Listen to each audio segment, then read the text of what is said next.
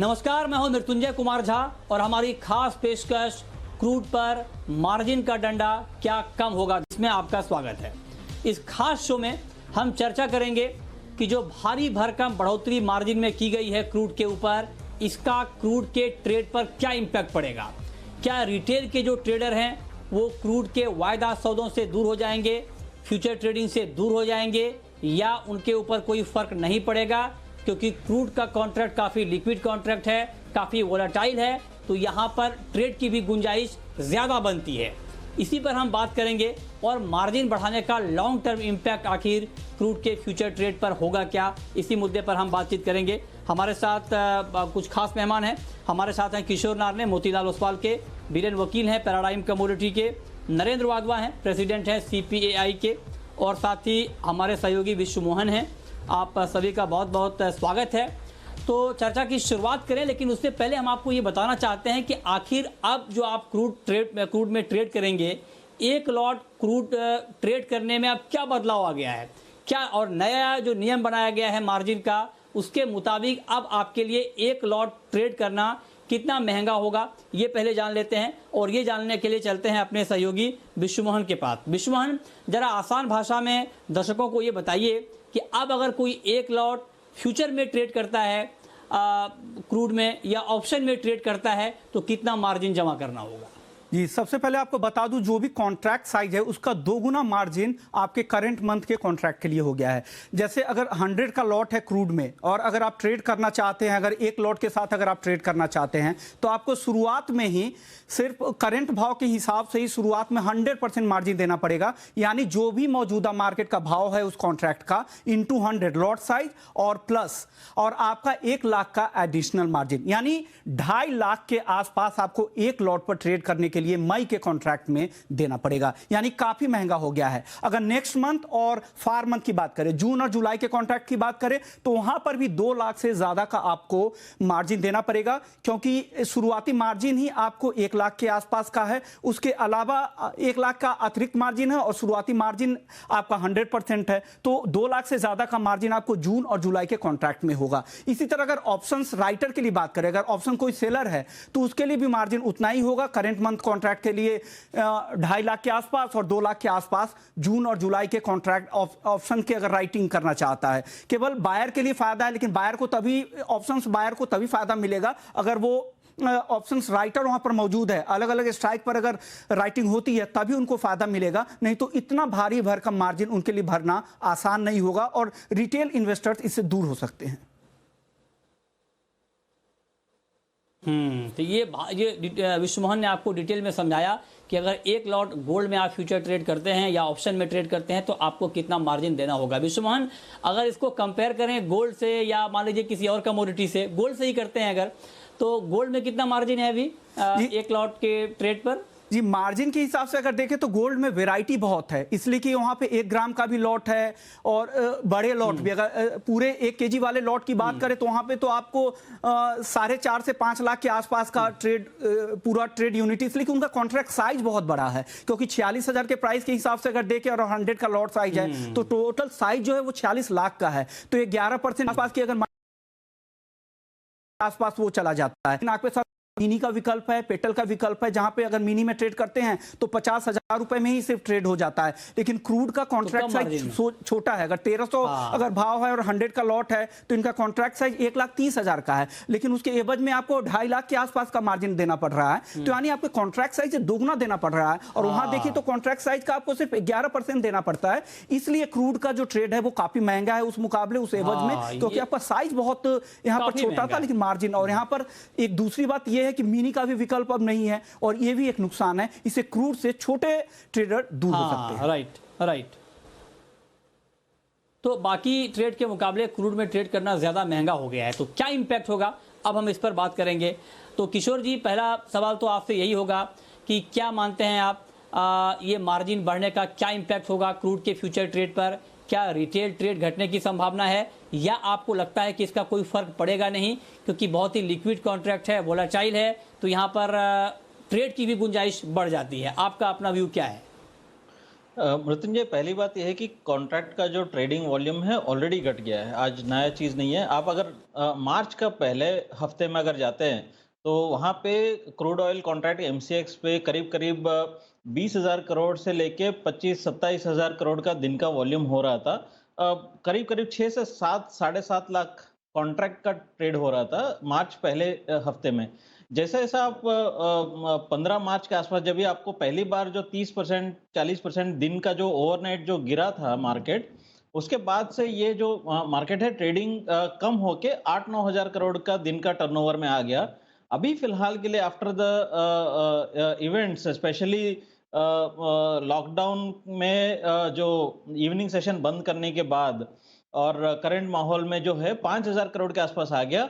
और फिलहाल के लिए अभी आप 21-22 अप्रैल के बाद अगर देखें तो 22 अप्रैल में 1100 करोड़ का टर्नओवर और लास्ट 3-4 दिन में 3,000 से लेके 3,500 करोड़ के बीच में टर्नओवर हो रहा है। सो जो 25,000 करोड़ का जो टर्नओवर है 3,3500 करोड़ के आसपास आ गया, जो 7 लाख से 7.5 lakh contracts per day trade होता था, अभी हो रहा है कल का अगर देखें तो 2,77,000 कॉन्ट्रैक्ट का ट्रेड हो गया। सो वॉल्यूम तो ऐसा ही कम हो गया। मार्जिन जैसा आपने बिल्कुल सही बोला कि इतना मार्जिन देने का कैपेसिटी क्षमता रिटेल इन्वेस्टर्स को नहीं होते हैं। और मुझे ये लगता है कि कोई जबरदस्ती ट्रेडिंग करने का जरूरत नहीं है कि इतना मार्जिन दे के भी मुझे लगता है कि आज मेंबर्स जो है जी, ये तो ठीक है, ये तो कहने वाली बात है। आप लोग कहते तो हैं, नहीं किशोर जी, मैं आपसे जानना चाहता हूँ, ये आप लोग ये तो कह तो रहे हैं लेकिन ऐसा हो नहीं रहा है ग्राउंड पे, क्योंकि कल के जो आपने खुद बताया यहाँ पे कल ही का ये डेटा है कि जो वॉल्यूम है वो 2,62,931 लॉट के आसपास था। मार्जिन बढ़ने के बाद भी अगर हम यहाँ पर देखें तो पार्टिसिपेशन ठीक है थोड़ा बहुत कम हुआ है। कम होने के और भी रीजन है, लॉकडाउन भी एक रीजन है, लेकिन भारी भरकम मार्जिन के बाद भी क्रूड 7 लाख कॉन्ट्रैक्ट 2.5 लाख में आ गया। हाँ, लेकिन वो इसलिए आया किशोर जी, वो एक नेगेटिव सेटलमेंट का भी मामला था। मैं आपसे ही जानना चाह रहा हूं कि अब आगे क्या होगा, क्योंकि ट्रेडर पूरी तरह से दूर हो जाएंगे फ्यूचर मार्केट से, ये तो लगता नहीं है, क्योंकि जहां पे अगर मार्जिन बढ़ाया गया है तो कुछ सोच समझ कर बढ़ाया गया होगा। तो आगे के हिसाब से आप क्या इंपैक्ट देख रहे हैं? क्या रिटेल के ट्रेडर वाकई दूर हो जाएंगे, या चूंकि यहां पर मुनाफे की गुंजाइश भी ज्यादा होगी कंपेयर टू, चूंकि एक्शन मार्केट में ज्यादा है, वोलेटिलिटी ज्यादा है, तो क्या आपको नहीं लगता है कि ठीक है मार्जिन तो बढ़ा है लेकिन इसका बहुत ज्यादा नेगेटिव इंपैक्ट नहीं होगा? क्या मानते हैं? नहीं मृत्युंजय, आई थिंक आज मेंबर्स से मैं बात कर रहा था, जो कुछ मेंबर्स का जो ट्रेडिंग हो रहा है, तो जो एक्सचेंज ने मार्जिन इंप्लीमेंट किया उसके ऊपर भी और मार्जिन एक्स्ट्रा चार्ज कर रहे हैं मेंबर्स। आज 100% मेंबर्स एक्स्ट्रा चार्ज कर रहे हैं। आप जीरोधा से अगर बात करें तो 300% उन लोग ऑलरेडी चार्ज कर रहे हैं मार्जिन के ऊपर।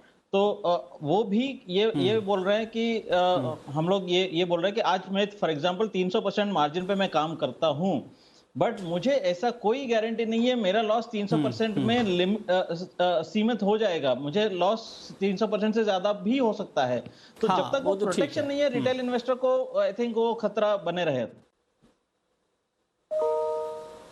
ठीक है, आप कहेंगे प्रोटेक्शन एक जरूरी है। अब नरेंद्र वाधवा जी, मैं आपसे जानना चाहता हूं, चूंकि आप सीपीआई के प्रेसिडेंट हैं, आपका कमोडिटी ब्रोकर का बड़ा संगठन है, मार्जिन में जो ये बढ़ोतरी हुई है इसका आप एक आगे के लिए क्या इंपैक्ट देख रहे हैं क्रूड के फ्यूचर ट्रेड के ऊपर? मृत्युंजय जी, एमसीएक्स के ये जो नया मार्जिन की रिजीम है, इससे पहले भी मेंबर्स ने जो काम करने की पहले कंडीशन रखी थी और इस तरह के मार्जिन रखे थे, जैसे अभी किशोर जी ने बोला कि 300% या 400% मार्जिन मेंबर्स ले रहे थे, उसी लाइन पे या सीएक्स के जो ये लेटेस्ट सर्कुलर आया है वो कहीं ना कहीं रिस्क मिटिगेशन का है। मेंबर्स को कहीं ना कहीं मार्जिन ज्यादा है, लेकिन वॉल्यूम सिर्फ इसकी वजह, मार्जिन की वजह से नहीं कम हो रहे जैसे आप डिस्कशन कर रहे हैं। मेरे को लगता है ये जो नेगेटिव सेटलमेंट हुआ है इसका एक बहुत बड़ा लॉन्ग इम्पैक्ट है, और इसको आसानी से लोग जो हैं जिन्होंने पार्टिसिपेट किया है वो एकदम नहीं भूलते, और वो लिटिगेशन में है, एग्रीड पार्टीज हैं, तो एक वो भी बहुत बड़ी वजह है जिसकी वजह से हम वॉल्यूम देख रहे हैं थोड़े कम हुए हैं इसके अंदर। तो आगे भी कम होंगे क्या? देखिए, ये क्लैरिटी आनी बहुत जरूरी है कि, और MCX जो एक्सचेंज में जिसमें सबसे बड़ा काम होता है, उसके अंदर कैपेबिलिटी और उसकी इंफ्रास्ट्रक्चर जो है, उनका जो ट्रेडिंग प्लेटफॉर्म है, उसके अंदर भी वो कैपेबिलिटी आनी पड़ेगी जिसमें नेगेटिव रेट्स हों। और क्या जो पार्टिसिपेट कर रहे हैं क्लाइंट्स या मेंबर को ये पता होना चाहिए उनका रिस्क कितना है इसके अंदर। आप बात समझिए, रिस्क मैनेजमेंट एक बहुत क्रूशियल और इम्पोर्टेंट फंक्शन होता है ब्रोकरेज बिजनेस का। अगर आपको पता ही नहीं है कि कॉन्ट्रैक्ट के अंदर आपको रिस्क कितना है या आपको क्वांटिफाई नहीं कर पा रहे, तो वो ब्रोकरेज जो होती हैं वो अवॉइड करती हैं उसके अंदर काम करने की। तो हमारे को लगता है गोइंग फॉरवर्ड एक्सचेंजेस को कहीं इसको क्लैरिफाई करना पड़ेगा वॉल्यूम बढ़ाने के लिए। बिल्कुल। वीरेन वकील जी, अब मैं आपसे जानना चाहता हूं, एक्सचेंज ने जो अपने सर्कुलर में लिखा है कि चूंकि बहुत ज़्यादा वोलेटाइल है क्रूड का मार्केट, तो उसको ध्यान में रखते हुए ये मार्जिन बढ़ाया गया है, और तो क्या आप इससे सहमत हैं? और दूसरा सवाल मेरा आपसे ये कि ये भी तो हो सकता है कि ये जो मार्जिन में भारी भरकम बढ़ोतरी की है, इससे डिफॉल्ट का खतरा आगे कम हो जाएगा। इस तर्क से आप सहमत हैं क्या?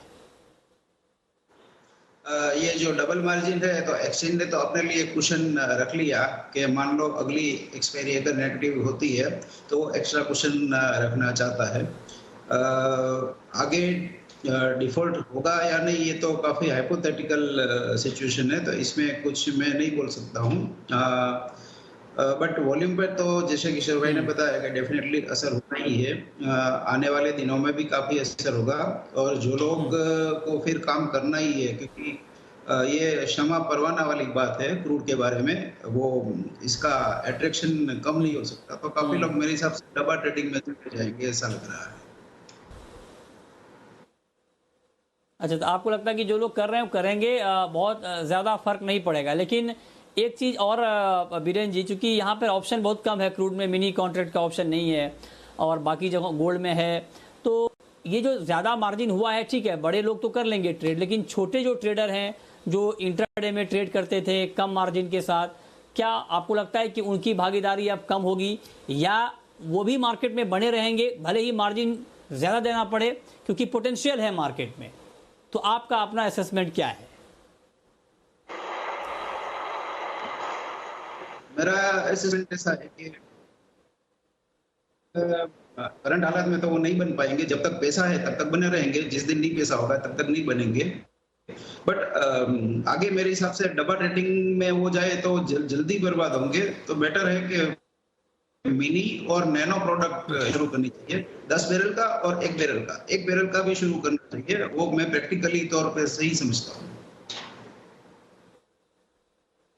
ओके, तो आप कह रहे हैं कि मिनी कॉन्ट्रैक्ट भी यहाँ पर शुरू किया जाए, अलग अलग वैरायटी होगी तो पार्टिसिपेशन बढ़ेगा। हम बात कर रहे हैं कि जो मार्जिन बढ़ाया गया है, इसका क्रूड ट्रेड के ऊपर क्या इम्पैक्ट आने वाले समय में पड़ सकता है और क्या बदलाव यहाँ पर और होना चाहिए। हमारे साथ तीनों खास मेहमान बने हुए हैं। किशोर जी, अब मैं आपसे जानना चाहता हूँ कि जो नेगेटिव सेटलमेंट की बात हुई थी, जो पहली बार जो नेगेटिव सेटलमेंट हुआ क्रूड का, आपको लगता है कि बहुत जल्द एक्सचेंज को जो नेगेटिव प्राइस मैकेनिज्म है वो तैयार कर लेना चाहिए और उसके लिए तैयार रहना चाहिए? आपका इस मुद्दे पर क्या कहना है? बिल्कुल तैयार रहना चाहिए। आई थिंक जब तक, तो मेरा तो राय ये है कि आप जब तक 100% कॉन्फिडेंट नहीं है कि सिस्टम्स सारे क्लाइंट्स का, इन्वेस्टर्स का, मेंबर्स का इंटरेस्ट प्रोटेक्ट कर सकता है, आई थिंक इधर वो तैयारी बहुत जल्दी होना चाहिए, नंबर 1। नंबर 2, जब तक वो तैयारी नहीं होता है सारे मेंबर्स का और एक्सचेंज का, आई थिंक टेम्पररी एक बार कॉन्ट्रैक्ट सस्पेंड करने का भी सोचना चाहिए। नहीं, मैं ये कह रहा हूँ किशोर जी, सस्पेंड तो खैर ये सॉल्यूशन नहीं होगा, लेकिन मैं आपसे जानना चाहता हूँ कि ठीक है, आप कह रहे हैं कि तुरंत इंतजाम करना चाहिए, लेकिन क्या आप इस बात पर भी सहमत हैं कि इंडिया में भी नेगेटिव सेटलमेंट प्राइस का हो जाए तो कोई दिक्कत नहीं है, अगर मैकेनिज्म तैयार हो जाए और आगे अगर ऐसी नौबत आए तो नेगेटिव सेटलमेंट करने में कोई दिक्कत नहीं होनी चाहिए? आप क्या मानते हैं, होनी चाहिए नहीं होनी चाहिए? मृत्युंजय, सी इंटरनेशनल मार्केट्स में भी डिस्पाइट एक्सचेंज नेगेटिव सेटलमेंट करने के, नेगेटिव ट्रेडिंग करने का सुविधा रखने के बाद भी आप बड़े ब्रोकर्स लाइक इंटरैक्टिव ब्रोकर्स का आप देखेंगे तो कई मिलियन डॉलर्स का लॉसेस उन लोगों ने बुक किया है उनका क्लाइंट की तरफ से, और उनके क्लाइंट से सिमिलर सिचुएशन में है, क्लाइंट से उन लोग पैसा वसूली करने का सिचुएशन में है। I think more than 188 million dollars उन लोग ने लॉस बुक किया हुआ है। सो एक्चुअली अगर एज एन एक्सचेंज मेंबर को प्रोटेक्शन आप जब तक नहीं दे पाएंगे, आप ये बोल रहे हैं ठीक है नेगेटिव में ट्रेड करेगा, आप नेगेटिव में $20 जाएगा, $50 जाएगा, $100 जाएगा, कहां तक मार्जिन रखे, प्रोटेक्शन कहां से देंगे?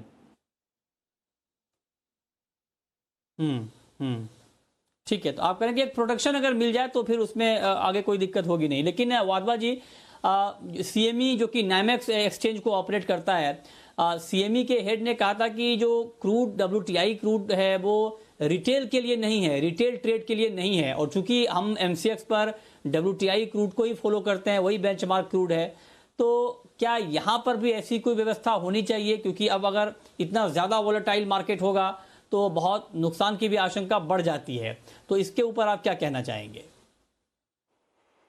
देखिए, उनकी जो ये स्टेटमेंट आई है कि ये रिटेल के लिए नहीं है, तो हम यहाँ पर भी मानते हैं कि ये एक हेजिंग इंस्ट्रूमेंट है, उसके अंदर ट्रेडिंग होती है क्योंकि सारे पार्टिसिपेंट्स की ज़रूरत है किसी मार्केट को बनाने के लिए। इसमें आर्बिट्राइजर, स्पेकुलेटर्स और रियल हेजर्स जो हैं सारे होते हैं, सबकी ज़रूरत होती है।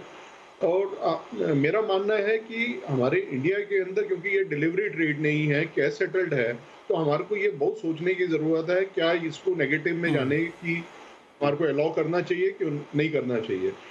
नेगेटिव रेट आने का सिर्फ कंसेप्ट ये है कि वहाँ कैरिंग कॉस्ट है। यहाँ पर जब कैरिंग कॉस्ट नहीं है तो वो नेगेटिव होने का मतलब नहीं है, अनलेस हम सिर्फ कहें कि स्पेकुलेटिव ट्रेड है। तो मैं इस चीज को मानता हूं कि यहाँ पर जब तक हमारे यहाँ डिलीवरी नहीं है तो ये कैश सेटल्ड है और इसमें नेगेटिव रेट नहीं होना चाहिए। और इसमें हर एक पार्टिसिपेंट की जरूरत है। अगर हम एक इवेंट होने के बाद कहें ये कॉन्ट्रैक्ट था ये इनके लिए सूटेबल है या नहीं है, ये मेरा ख्याल आफ्टर थॉट है, इसको कवर करने की जरूरत नहीं है। हमारे को सारे पार्टिसिपेंट की जरूरत है। जब हम कह रहे हैं कि ये बहुत बड़ी मार्केट होने वाली है, पार्टिसिपेंट्स आएंगे, हेजर्स आएंगे, यूजर आएंगे, स्पेकुलेटर आएंगे, तो हम क्यों बोलें कि ये सिर्फ रिटेल के लिए नहीं है। दूसरा ये है कि कैपेबिलिटी की जैसे बात कर रही हैं, एक और एक्सचेंज एसी ने इसकी कैपेबिलिटी बनाई है, वहां पर ब्रेंट क्रूड ट्रेड जो है वो उनका खुला हुआ है, देखते हैं उसके अंदर। लेकिन जब तक क्लैरिटी नहीं है तब तक एटलीस्ट अगर जो जून वाला चल रहा है वहां पर हमारे जो ट्रेडिंग प्लेटफॉर्म है उसमें कैपेबिलिटी होनी चाहिए, ये मेरा।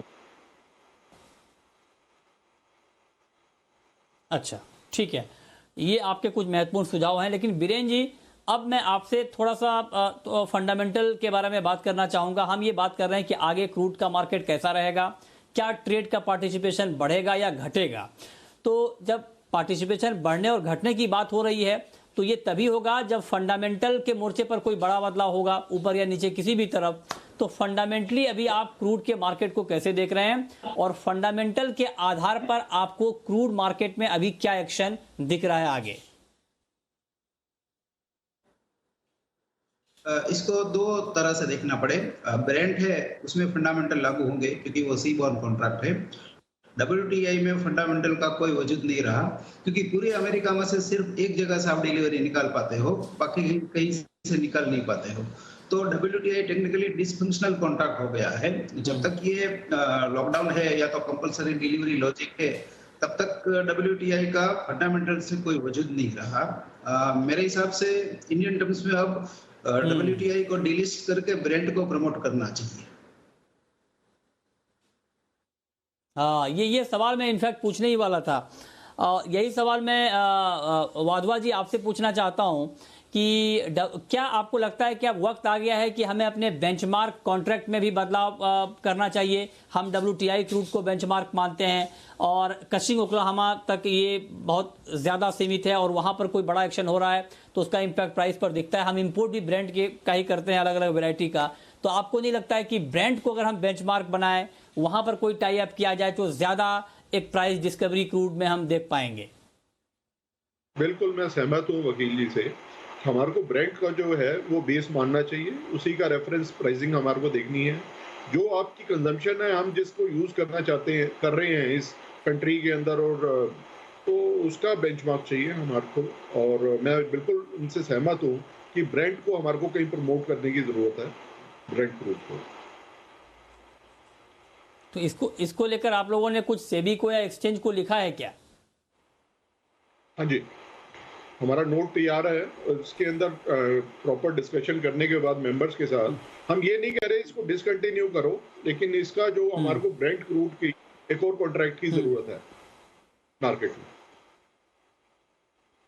अच्छा, आप करेंगे एक और कॉन्ट्रैक्ट की जरूरत है। किशोर जी, आप भी इससे एग्री करते हैं कि हमें WTI के अलावा एक और कॉन्ट्रैक्ट की जरूरत है बेहतर प्राइस डिस्कवरी के लिए? नितिन जी, वो कॉन्ट्रैक्ट ऑलरेडी है। आई थिंक अगर जहाँ तक अगर मैं गलत नहीं हूँ तो BSE पे ऑलरेडी ब्रेंट लिस्टेड है। BSE पे अगर ट्रेड करना चाहते तो कोई भी आज भी ब्रेंट ट्रेड कर सकते हैं। मैं MCX की बात कर रहा हूँ।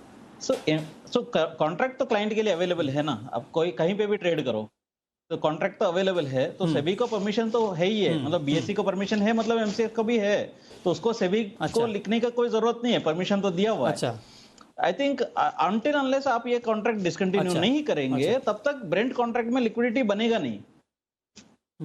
तो मैं ये मानता हूँ प्रोबेबली MCX को भी आगे जाकर ये कॉन्ट्रैक्ट को जैसा कंप्लीट नया कॉन्ट्रैक्ट जब लिस्टिंग होगा, नया सीरीज जब लिस्टिंग होगा, आई थिंक वहां पे आप WTI को डिसकंटिन्यू करके ब्रेंट को ही चलाओ। सो एक ही कॉन्ट्रैक्ट में लिक्विडिटी बन सकता है, मल्टीपल कॉन्ट्रैक्ट्स में लिक्विडिटी नहीं बनेगा। आप एक ही सिंगल कॉन्ट्रैक्ट रखना चाहिए, दैट इज ब्रेंट। अच्छा, तो आप कह रहे हैं कि एक ही कॉन्ट्रैक्ट रखना चाहिए और वो ब्रेंट का होना चाहिए, उससे ज़्यादा प्राइस डिस्कवरी आएगी। ये बहुत ही महत्वपूर्ण सुझाव कुछ आ रहे हैं इस खास चर्चा के जरिए कि क्रूड का आगे का फॉर्मेट क्या होना चाहिए ट्रेड का, और जो मार्जिन बढ़ाया गया है, जो बदलाव किए गए हैं, इसका क्या इम्पैक्ट आगे प्राइस के ऊपर होगा। इन तमाम मुद्दों पर हम बातचीत कर रहे हैं। एक आखिरी सवाल कि बीरेन जी मेरा आपसे होगा, क्योंकि अब ये क्रूड में कुछ तेज़ी भी लौटी है पिछले कुछ दिनों में, और अब अलग अलग जगहों से ऐसी खबरें आ रही हैं कि लॉकडाउन धीरे धीरे दुनिया के बाकी देशों में भी ख़त्म होगा, तो अब डिमांड जनरेट होगी क्रूड की। तो ऐसे में क्या ज़्यादा पार्टिसिपेशन बढ़ेगा क्रूड में, फिर से मार्केट एक्शन में लौटेगा ऊपर की तरफ, और भले ही मार्जिन बढ़ गया हो लेकिन एक्शन की वजह से इसमें पार्टिसिपेशन बढ़ जाएगा, इस बात की उम्मीद करनी चाहिए क्या? यहाँ तो मैं पार्टिसिपेशन की उम्मीद नहीं करता हूँ, क्योंकि पैसे ही नहीं बचे हैं रिटेल के पास। क्रॉप डेस्क का शायद थोड़ा बचेगा, जो हाई एंड ट्रेडर है उनका पार्टिसिपेशन शायद थोड़ा बढ़ सकता है, बट वो भी ओवरऑल बात की वॉलेटिलिटी कैसी रहती है उस पर आधार है। जी, चलिए, बहुत शुक्रिया बीरेन वकील जी आपका, नरेंद्र वाधवा जी आपका, और किशोर नारने जी आपका हमारे साथ इस खास चर्चा में जुड़ने के लिए और बताने के लिए कि आगे क्रूड का मार्केट किस तरह से ट्रेड करेगा, जो मार्जिन बढ़ाया गया है उसका क्या इम्पैक्ट होगा, और क्रूड के कॉन्ट्रैक्ट में किस तरह के बदलाव अब होने चाहिए। बहुत बहुत शुक्रिया आप तीनों का। तो फिलहाल इस खास पेशकश में इतना ही।